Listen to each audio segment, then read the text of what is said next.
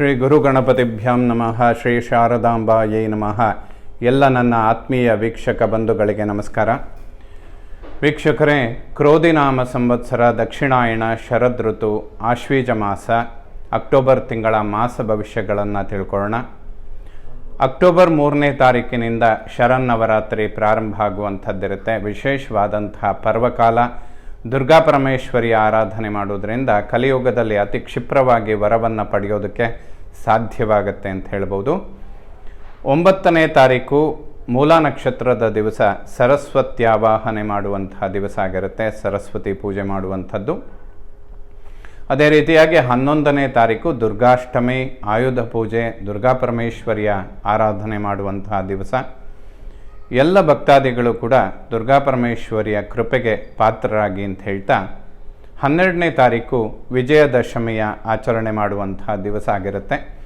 ಈ ಎಲ್ಲ ಪರ್ವಕಾಲಗಳಲ್ಲಿ ಆ ದೇವತೆಯ ಆರಾಧನೆ ಮಾಡಿ ಆ ದೇವಿಯ ಕೃಪೆಗೆ ಎಲ್ಲರೂ ಪಾತ್ರರಾಗಿ ಅಂತ ಹೇಳ್ತಾ ಅಕ್ಟೋಬರ್ 30ನೇ ತಾರೀಕು ನರಕ ಚತುರ್ದಶಿ, ದೀಪಾವಳಿಯ ಹಬ್ಬ ಪ್ರಾರಂಭದ ದಿನಗಳು. 31ನೇ ತಾರೀಕು ಧನಲಕ್ಷ್ಮಿ ಪೂಜೆ ಮಾಡುವಂತಹ ದಿವಸ. ನವೆಂಬರ್ 1ನೇ ತಾರೀಕು ಕೇದಾರೇಶ್ವರ ವ್ರತ, ಅಮಾವಾಸ್ಯೆ, ದೀಪಾವಳಿ ಹಬ್ಬ ಆಚರಣೆ ಮಾಡುವಂತಹ ದಿನಗಳಾಗಿರುತ್ತೆ.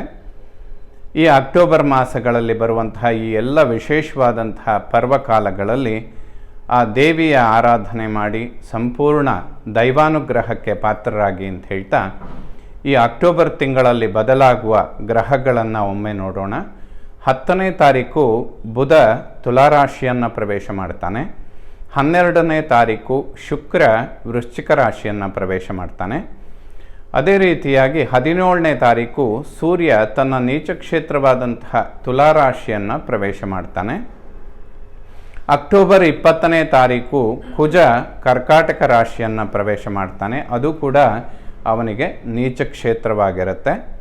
29ನೇ ತಾರೀಕು ಬುಧ ಮತ್ತೊಮ್ಮೆ ತುಲಾರಾಶಿಯಿಂದ ವೃಶ್ಚಿಕ ರಾಶಿಯನ್ನು ಪ್ರವೇಶ ಮಾಡ್ತಾನೆ. ಅಂದರೆ 10ನೇ ತಾರೀಕಿನಿಂದ 29ನೇ ತಾರೀಕಿನ ತನಕ, ಅಂದರೆ ಕೇವಲ 19 ದಿನಗಳು ಮಾತ್ರ ಬುಧ ತುಲಾರಾಶಿಯಲ್ಲಿ ಸಂಚಾರ ಮಾಡ್ತಾ ಇರ್ತಾನೆ.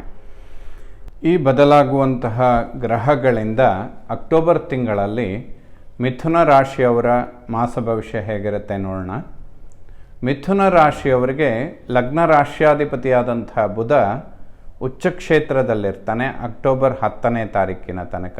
ತದನಂತರದಲ್ಲಿ ತುಲಾರಾಶಿಗೆ ಬರ್ತಾನೆ. 5th ಹೌಸ್, ಪಂಚಮ ಜ್ಞಾನಸ್ಥಾನಕ್ಕೆ ಬುಧನ ಪ್ರವೇಶ ಆಗುವಂಥದ್ದಿರುತ್ತೆ. ಇವೆಲ್ಲ ಬಹಳಷ್ಟು ಶುಭ ಸಮಯಗಳು. ಬುಧನ ಸಂಚಾರ ಮಿಥುನ ರಾಶಿಯವರಿಗೆ ಖಂಡಿತ ಶುಭವಾಗುತ್ತೆ. ಮಿಥುನ ಲಗ್ನದವರಿಗೆ ಬುಧ ಕೇತುಗ್ರಸ್ತನಾಗಿ ಕುಜ ಅವನನ್ನು ವೀಕ್ಷಣೆ ಮಾಡೋದ್ರಿಂದ ಜೀರ್ಣಕ್ರಿಯೆ, ಡೈಜೆಷನ್ ಇಂತಹ ವಿಚಾರಗಳಿಗೆ ಸಂಬಂಧಪಟ್ಟಂತೆ, ಪರ್ಟಿಕ್ಯುಲರ್ ಆಗಿ ಮಿಥುನ ಲಗ್ನದವರಿಗೆ ಆರೋಗ್ಯದ ವಿಚಾರಗಳಿಗೆ ಈ ತಿಂಗಳ 10ನೇ ತಾರೀಕಿನ ತನಕ, ಅಕ್ಟೋಬರ್ 10ರ ತನಕ ಸ್ವಲ್ಪ ಸಮಸ್ಯೆಗಳಾಗೋದಕ್ಕೆ ಅವಕಾಶಗಳಿರುತ್ತೆ. ಉಳಿದಂತೆ ಯಾವುದೇ ಸಮಸ್ಯೆಗಳಿಲ್ಲ.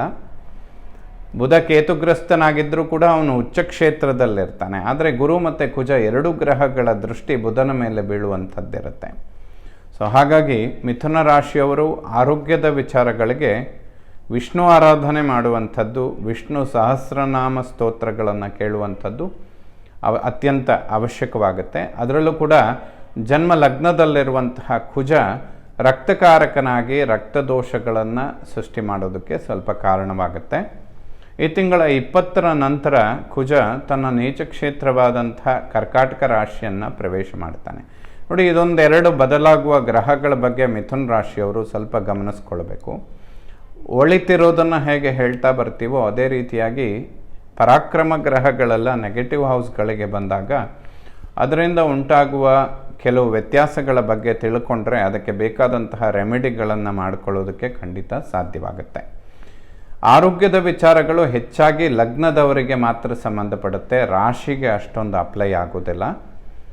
ಮಿಥುನ ಲಗ್ನದವರಿಗೆ ಲಗ್ನದಲ್ಲಿ ಕುಜ, ಲಗ್ನಾಧಿಪತಿ ಬುಧ ಕೇತುಗ್ರಸ್ತನಾಗಿ ಉಚ್ಚ ಕ್ಷೇತ್ರದಲ್ಲಿರ್ತಾನೆ. ಅವನ ಮೇಲೆ ಕುಜನ ದೃಷ್ಟಿ ಬೀಳುತ್ತೆ. ಈ ಕಾಂಬಿನೇಷನ್ಗಳು ಆರೋಗ್ಯದ ವಿಚಾರಗಳಿಗೆ ಸ್ವಲ್ಪ ನೆಗೆಟಿವ್ಗಳನ್ನು ಕೊಡುತ್ತೆ. ಅದಕ್ಕೆ ವಿಷ್ಣು ಆರಾಧನೆ ಇಲ್ಲ ಲಕ್ಷ್ಮೀ ನರಸಿಂಹನ ದರ್ಶನ ಅನ್ನುವಂಥದ್ದು ತುಂಬ ಅವಶ್ಯಕವಾಗುತ್ತೆ. ಏಕೆಂದರೆ ಕುಜ ತನ್ನ ನೀಚ ಕ್ಷೇತ್ರವನ್ನು 20ನೇ ತಾರೀಕು ಪ್ರವೇಶ ಮಾಡಿದರೆ ಆಲ್ಮೋಸ್ಟ್ ಜನವರಿ 23ರ ತನಕ ಅಲ್ಲೇ ಸಂಚಾರ ಮಾಡ್ತಾನೆ. 1.5 ತಿಂಗಳು ಒಂದು ರಾಶಿಯಲ್ಲಿರಬೇಕಾದಂತಹ ಗ್ರಹ ಆಲ್ಮೋಸ್ಟ್ ಡಬಲ್ ಟೈಮ್ 3 ತಿಂಗಳ ಕಾಲ ಒಂದೇ ರಾಶಿಯಲ್ಲಿ ಸಂಚಾರ ಮಾಡುವಂಥದ್ದಿರುತ್ತೆ. ಇದರ ಪ್ರಭಾವಗಳು ಸ್ವಲ್ಪ ಮಿಥುನ ಲಗ್ನ, ಮಿಥುನ ರಾಶಿಯವರಿಗೆ ಹೆಚ್ಚಾಗಿಯೇ ಇರುತ್ತೆ. ಪಂಚಾಂಗದಲ್ಲೇ ಕೊಟ್ಟಿರ್ತಾರೆ ಮಿಥುನ ಕನ್ಯಾ ಲಗ್ನಗಳಿಗೆ ಸ್ವಲ್ಪ ಕುಜದೋಷಗಳು ಹೆಚ್ಚಾಗಿಯೇ ಕೆಲಸ ಮಾಡುತ್ತೆ ಅಂತ. ಇದಕ್ಕೆ ದೋಷ ಇದೆ ಅಂತ ಒಂದೇ ಹೇಳೋದಿಲ್ಲ, ಅದರ ಜೊತೆಯಲ್ಲಿ ಪರಿಹಾರಗಳನ್ನು ಹೇಳ್ತಾ ಇರ್ತೇವೆ. ಸೊ ಇದರಿಂದ ಜೀವನಕ್ಕೆ ಬೇಕಾದಷ್ಟು ಪರಿವರ್ತನೆಗಳಿಗೆ ಅವಕಾಶಗಳು ಉಂಟಾಗುತ್ತೆ. ಲಕ್ಷ್ಮೀ ನರಸಿಂಹನ ದರ್ಶನ ಮಾಡಿ ತಿಂಗಳಿಗೊಮ್ಮೆ ಆದರೂ ತುಳಸಿಯಿಂದ ಅರ್ಚನೆ ಮಾಡುವಂಥದ್ದು ಖಂಡಿತ ಶುಭ. ದ್ವಿತೀಯ ವಾಕ್ಯ ಧನ ದಾಂಪತ್ಯ ಬಂಧು ಅನ್ನುವಂತಹ ಸ್ಥಾನ, ದ್ವಿತೀಯ ಭಾವದ ಮೇಲೆ ಯಾವುದೇ ಪಾಪಗ್ರಹಗಳ ದೃಷ್ಟಿ ಬೀಳೋದಿಲ್ಲ. ಈ ತಿಂಗಳ ಅಂತ್ಯಭಾಗದಲ್ಲಿ ಕುಜ ವಾಕ್ಸ್ಥಾನವನ್ನು ಪ್ರವೇಶ ಮಾಡೋದರಿಂದ ವಾಕ್ಯಗಳನ್ನು ಸೌಮ್ಯ ಮಾಡಿಕೊಳ್ಬೇಕು.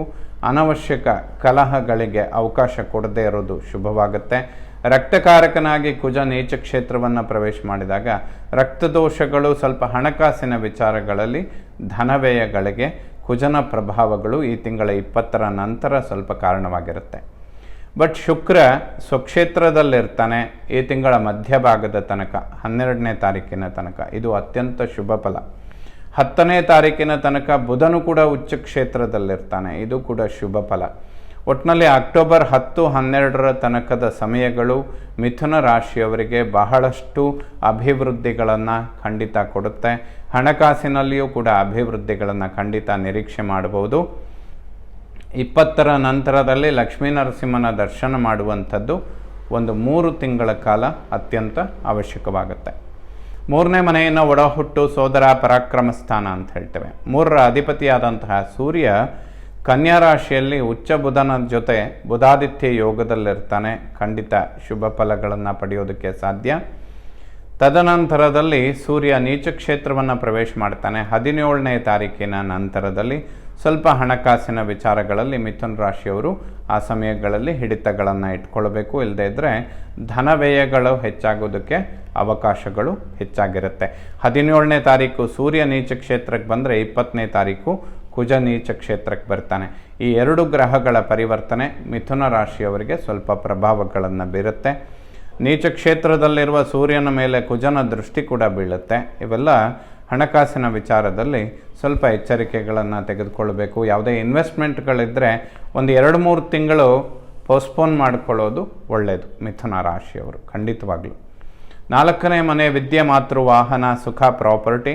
4th ಹೌಸಲ್ಲಿ ಕೇತು ಇದ್ದಾನೆ, ಅವನ ಮೇಲೆ ಕುಜನ ದೃಷ್ಟಿ ಬೀಳ್ತಾ ಇರುತ್ತೆ. ವಾಹನ ಚಾಲನೆ ಮಾಡುವಂತಹ ವಿಚಾರಗಳಲ್ಲಿ ಸ್ವಲ್ಪ ಗಮನಗಳನ್ನು ಹೆಚ್ಚಾಗಿಯೇ ಕೊಡಬೇಕು. ಯಾವುದೇ ಗಡಿಬಿಡಿಯಲ್ಲಿ ವಾಹನ ಚಾಲನೆ ಮಾಡುವಂಥದ್ದು ಸೂಕ್ತ ಅಲ್ಲ.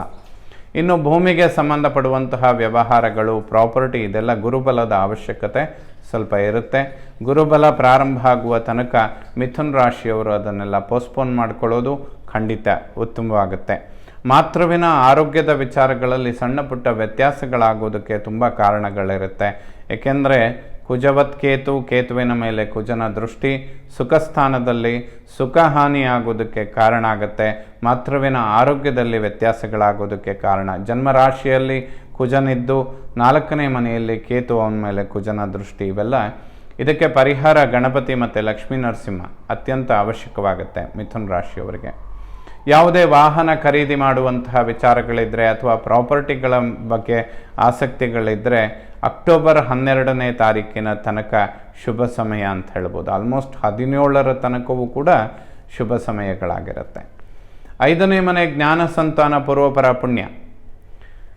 ಅಕ್ಟೋಬರ್ 12ನೇ ತಾರೀಕಿನ ತನಕ ಶುಕ್ರ ಪಂಚಮ ಜ್ಞಾನ ಸಂತಾನ ಪೂರ್ವಪರ ಪುಣ್ಯ ಸ್ಥಾನದಲ್ಲಿರ್ತಾನೆ, ಸ್ವಕ್ಷೇತ್ರದಲ್ಲಿರ್ತಾನೆ.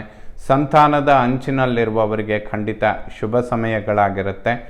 ಮಕ್ಕಳ ಅಭಿವೃದ್ಧಿಗಳಿಗೂ ಕೂಡ ಖಂಡಿತ ಇದು ಕಾರಣವಾಗುತ್ತೆ ಅಂತ ಕೂಡ ಹೇಳ್ಬೋದು. ವಿದ್ಯಾರ್ಜನೆ ಮಾಡುವಂತಹ ಮಕ್ಕಳಿಗೆ ಶುಭ. ಆರೋಗ್ಯದ ವಿಚಾರದಲ್ಲಿ ಅಭಿವೃದ್ಧಿಗಳನ್ನು ಎಕ್ಸ್ಪೆಕ್ಟ್ ಮಾಡ್ಬೋದು. 6ನೇ ಮನೆಯನ್ನು ಶತ್ರು ಋಣ ರೋಗ ಸ್ಥಾನ. ಷಷ್ಠಾಧಿಪತಿ ಕುಜ ಜನ್ಮರಾಶಿಯಲ್ಲಿರ್ತಾನೆ. ಸ್ವಲ್ಪ ಹೊಸ ಸ್ನೇಹಿತರನ್ನು ಮಾಡಿಕೊಳ್ಳದೆ ಇರೋದು ಉತ್ತಮ. ಸ್ನೇಹಿತರ ಜೊತೆ ಯಾವುದೇ ವ್ಯಾವಹಾರಿಕಗಳನ್ನು ಸ್ವಲ್ಪ ಸಮಯ ಅವಾಯ್ಡ್ ಮಾಡಿಕೊಳ್ಬೇಕಾಗುತ್ತೆ. ಇಲ್ಲದೇ ಇದ್ದರೆ ಅನವಶ್ಯಕ ಸಮಸ್ಯೆಗಳನ್ನು ನೋಡ್ತೀರ. ಆಲ್ಮೋಸ್ಟ್ ಇದು ಒಂದು 3 ತಿಂಗಳ ಅಪ್ಲೈ ಆಗುತ್ತೆ. ಮಿಥುನ್ ರಾಶಿಯವರು ಇದನ್ನು ಗಮನಿಸ್ಕೊಳ್ಬೇಕು. ಕೇವಲ ಒಂದು ವಾರ 10 ದಿನದ್ದಾದರೆ ಅಷ್ಟು ಪ್ರಮುಖವಾಗಿ ಅದರ ಬಗ್ಗೆ ಹೇಳೋದಿಲ್ಲ. ಸ್ವಲ್ಪ ಲಾಂಗ್ ಟರ್ಮ್ ಇಂತಹ ವಿಚಾರಗಳು ಸಂಬಂಧಪಟ್ಟಿದ್ದರೆ ಅದನ್ನು ಗಮನಿಸ್ಕೊಳ್ಳುವಂಥದ್ದು ಸೂಕ್ತ. 7ನೇ ಮನೆಯನ್ನು ಮಾಂಗಲ್ಯ, ವಿವಾಹ, ದಾಂಪತ್ಯ. ಸಪ್ತಮಾಧಿಪತಿ ಗುರು ವ್ಯಯಭಾವದಲ್ಲಿದ್ದರೆ ದಂಪತಿಗಳಲ್ಲಿ ಆರೋಗ್ಯದ ಸಮಸ್ಯೆಗಳಿಗೆ ಕಾರಣ. ಯಾಕೆಂದರೆ ಸಪ್ತಮಾಧಿಪತಿನೇ ವ್ಯಯಭಾವದಲ್ಲಿರೋದ್ರಿಂದ ಗುರುಬಲದ ಕೊರತೆ ಅನ್ನುವಂಥದ್ದು ಈ ವಿಚಾರಗಳಲ್ಲಿ ಸ್ವಲ್ಪ ಸಮಸ್ಯೆಗಳನ್ನು ಕ್ರಿಯೇಟ್ ಮಾಡುತ್ತೆ. ಗುರು ಮತ್ತು ಕುಜ ಇಬ್ಬರೂ ಕೂಡ ಜನ್ಮರಾಶಿಗೆ ಒಬ್ಬ ವ್ಯಯದಲ್ಲಿದ್ದಾನೆ, ಇನ್ನೊಂದು ರಾಶಿಯಲ್ಲೇ ಇದ್ದಾನೆ ಕುಜ. ಮಾಂಗಲ್ಯ ಸ್ಥಾನದ ಮೇಲೆ ಕುಜನ ದೃಷ್ಟಿ ಅನ್ನುವಂಥದ್ದು ಕೂಡ ಬೀಳ್ತಾ ಇರುತ್ತೆ. ಸೊ ಸಪ್ತಮ ಮತ್ತು ಅಷ್ಟಮ ಕುಜದೋಷಗಳಿಗೆ ಕುಜ ಕಾರಣನಾಗ್ತಾನೆ. ಗುರು ವ್ಯಯಭಾವದಲ್ಲಿರುವಂಥದ್ದು. ದಂಪತಿಗಳು ಆರೋಗ್ಯದ ಬಗ್ಗೆ ಹೆಚ್ಚಿನ ಗಮನ ಕೊಡಬೇಕು. ಲಕ್ಷ್ಮೀ ನರಸಿಂಹನ ದರ್ಶನ ಮಾಡುವಂಥದ್ದು ಇದಕ್ಕೆ ಒಂದು ಉತ್ತಮವಾದಂತಹ ಪರಿಹಾರ ಕೂಡ ಆಗಿರುತ್ತೆ. ಅಷ್ಟಮ ಮೃತ್ಯುಸ್ಥಾನ. ಅಷ್ಟಮಾಧಿಪತಿ ಶನಿ ಭಾಗ್ಯದಲ್ಲಿದ್ದಾನೆ. ಮಿಥುನ್ ರಾಶಿಯವರಿಗೆ ಗುರುಬಲ ಇಲ್ಲದೇ ಇದ್ದರೂ ಕೂಡ ಶನಿಯ ಒಂದು ಅನುಗ್ರಹ ಖಂಡಿತ ಇರುತ್ತೆ. ಈಶ್ವರನ ಅನುಗ್ರಹ ಖಂಡಿತವಾಗ್ಲೂ ಇರುತ್ತೆ. ಎಷ್ಟೇ ಸಮಸ್ಯೆಗಳು ಬಂದರೂ ಕೂಡ ಶನಿ ಅದನ್ನು ಪರಿಹರಿಸಿಕೊಳ್ಳೋದಕ್ಕೆ ಖಂಡಿತ ಶಕ್ತನಾಗಿರ್ತಾನೆ. ಭಾಗ್ಯೋದಯಗಳನ್ನು ಕಾಣ್ಬೋದು. ಸ್ವಲ್ಪ ಟೆನ್ಷನ್ಗಳಿದ್ದರೂ ಕೂಡ ಶನಿ ಅದನ್ನು ಪರಿಹಾರ ಖಂಡಿತ ಮಾಡ್ತಾನೆ. ಇನ್ನು ಒಡಹುಟ್ಟುಗಳ ಸ್ಥಾನಾಧಿಪತಿಯಾಗಿ ಸೂರ್ಯ ನೀಚ ಕ್ಷೇತ್ರಕ್ಕೆ ಬರೋದರಿಂದ ಭ್ರಾತೃಕಾರಕನಾದಂತಹ ಕುಜನು ಕೂಡ ಜನ್ಮರಾಶಿಯಲ್ಲಿರ್ತಾನೆ. ಒಡಹುಟ್ಟುಗಳ ನಡುವೆ ಸಾಮರಸ್ಯಕ್ಕೂ ಕೂಡ ಶನಿ ದೃಷ್ಟಿ 3ನೇ ಮನೆಯಲ್ಲಿ ಬೀಳುವಂಥದ್ದು ಖಂಡಿತ ಅನುಕೂಲಗಳು ಉಂಟಾಗುತ್ತೆ. 9ನೇ ಮನೆಯನ್ನು ಭಾಗ್ಯಸ್ಥಾನ. ಶನಿ ಭಾಗ್ಯೋದಯಗಳನ್ನು ಕೊಡ್ತಾನೆ. ಗೋಚಾರದಲ್ಲಿ ಈ 1-2 ಗ್ರಹಗಳ ಸ್ವಲ್ಪ ಇರಿಟೇಷನ್ಗಳಿದ್ದರೂ ಕೂಡ ಶನಿ ಅದನ್ನು ಪರಿಹರಿಸುವ ಪ್ರಯತ್ನ ಮಾಡ್ತಾನೆ. ಅಕ್ಟೋಬರ್ 20ರ ನಂತರದಲ್ಲಿ ಕುಜನ ದೃಷ್ಟಿ ಅನ್ನುವಂಥದ್ದು ಶನಿ ಮಹಾತ್ಮನ ಮೇಲೆ ಬೀಳುವಾಗ ಪಿತೃವಿನ ಆರೋಗ್ಯದ ಬಗ್ಗೆ ಸ್ವಲ್ಪ ಗಮನ ಕೊಡಬೇಕು. ಪಿತೃಕಾರಕ ಸೂರ್ಯ ನೀಚ ಕ್ಷೇತ್ರದಲ್ಲಿರ್ತಾನೆ. ನೀಚ ಸ್ಥಾನದಲ್ಲಿರುವ ಕುಜನ ದೃಷ್ಟಿ ಅವನ ಮೇಲೆ ಬೀಳುತ್ತೆ. ಭಾಗ್ಯದಲ್ಲಿರುವ ಶನಿ ಮಹಾತ್ಮನ ಮೇಲೂ ಕೂಡ ಕುಜನ ದೃಷ್ಟಿ ಅನ್ನುವಂಥದ್ದು ಬೀಳುತ್ತೆ. ಮಿಥುನ್ ರಾಶಿಯವರು ಪಿತೃವಿನ ಆರೋಗ್ಯದ ಬಗ್ಗೆ ಈ ತಿಂಗಳ 17ರ ನಂತರದಲ್ಲಿ ವೃದ್ಧಾಪ್ಯದಲ್ಲಿರುವಂಥವರಿಗೆ ಮಾಸಿಕವಾಗಿ ಬರುವ ತಪಾಸಣೆಗಳನ್ನು ರೆಗ್ಯುಲರ್ ಆಗಿ ಮಾಡಿಕೊಳ್ಳೋದು ಖಂಡಿತ ಅವಶ್ಯಕವಾಗುತ್ತೆ. 10ನೇ ಮನೆ ಕರ್ಮ ಉದ್ಯೋಗ ಸ್ಥಾನ. ಕರ್ಮದಲ್ಲಿ ರಾಹು. ಕರ್ಮಾಧಿಪತಿ ಗುರು ವ್ಯಯಭಾವದಲ್ಲಿದ್ದಾನೆ. ಪರಮ ಶುಭನಾದ ಗುರು ವ್ಯಯದಲ್ಲಿದ್ದು ಚಾಂಡಾಲ್ನಾದಂತಹ ರಾಹು ಕರ್ಮದಲ್ಲಿದ್ದಾಗ ಕೆಲವೊಂದು ಎಷ್ಟೇ ಪ್ರಯತ್ನಗಳನ್ನು ಮಾಡಿದರೂ ಕೂಡ ಸ್ವಲ್ಪ ಹಿನ್ನಡೆಗಳಿಗೆ ಗುರು ಕಾರಣಕರ್ತನಾಗ್ತಾನೆ. ಬಟ್ ರಾಹು ಕರ್ಮದಲ್ಲಿರುವಂಥದ್ದು ಖಂಡಿತ ಶುಭವಾಗುತ್ತೆ. ಯಾವುದೇ ಶೇರ್ ವ್ಯವಹಾರ, ಬಿಸ್ನೆಸ್ ಇಂಥದ್ದನ್ನು ಮಾಡ್ತಾ ಇದ್ದರೆ ಆಲ್ಮೋಸ್ಟ್ ಈ ತಿಂಗಳ 20ನೇ ತಾರೀಕಿನ ನಂತರ ಒಂದು 3 ತಿಂಗಳ ಕಾಲ ಸ್ವಲ್ಪ ಎಚ್ಚರಿಕೆಗಳನ್ನು ವಹಿಸ್ಕೊಳ್ಬೇಕು. ಯಾವುದೇ ದೊಡ್ಡ ಪ್ರಮಾಣದ ಇನ್ವೆಸ್ಟ್ಮೆಂಟ್ಗಳನ್ನು ಮಾಡೋದನ್ನು ಅವಾಯ್ಡ್ ಮಾಡಿಕೊಳ್ಳೋದು ಖಂಡಿತ ಶುಭವಾಗುತ್ತೆ. ಕರ್ಮ ಉದ್ಯೋಗದಲ್ಲಿ ಗುರುಬಲ ಇಲ್ಲದೇ ಇದ್ದರೂ ಕೂಡ ರಾಹುವಿನ ಪ್ರಭಾವ ಖಂಡಿತ ಯಶಸ್ಸನ್ನು ಕೊಡುತ್ತೆ. ಏಕಾದಶ ಲಾಭಸ್ಥಾನ. ಲಾಭಾಧಿಪತಿ ಕುಜ ಧನಸ್ಥಾನದಲ್ಲಿರ್ತಾನೆ 20ನೇ ತಾರೀಕಿನ ನಂತರ. ಬಟ್ ನೀಚ ಕ್ಷೇತ್ರವಾಗಿರುತ್ತೆ.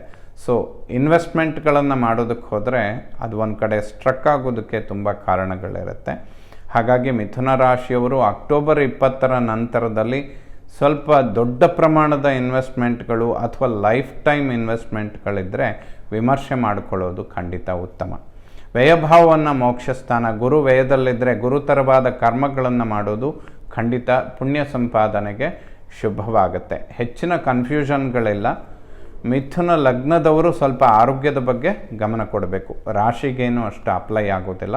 ಮಿಥುನ ಲಗ್ನದವರು ಆರೋಗ್ಯದ ಬಗ್ಗೆ ಸ್ವಲ್ಪ ಗಮನ ಕೊಡಬೇಕು. ಯಾಕೆಂದರೆ ಲಗ್ನಾಧಿಪತಿ ಬುಧ ಕೇತುಗ್ರಸ್ತನಾಗಿರ್ತಾನೆ ಅನ್ನುವಂಥ ಒಂದು ಕಾರಣ. ಇನ್ನೊಂದು, ಈ ತಿಂಗಳ ಅಂತ್ಯಭಾಗದ ನಂತರ ತಂದೆಯ ಆರೋಗ್ಯದ ಬಗ್ಗೆ ಸ್ವಲ್ಪ ಗಮನ ಕೊಡಬೇಕು ಮಿಥುನ ರಾಶಿಯವರು.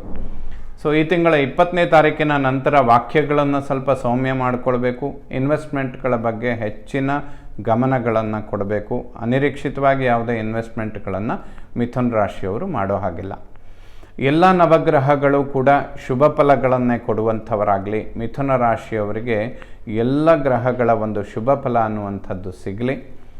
ಶ್ರೀ ಶಾರದಾ ಪರಮೇಶ್ವರಿಯ ಸಂಪೂರ್ಣ ಅನುಗ್ರಹ ಎಲ್ಲ ನನ್ನ ವೀಕ್ಷಕ ಬಂಧುಗಳ ಮೇಲಿರಲಿ. ಶುಭವಾಗಲಿ ವೀಕ್ಷಕರು.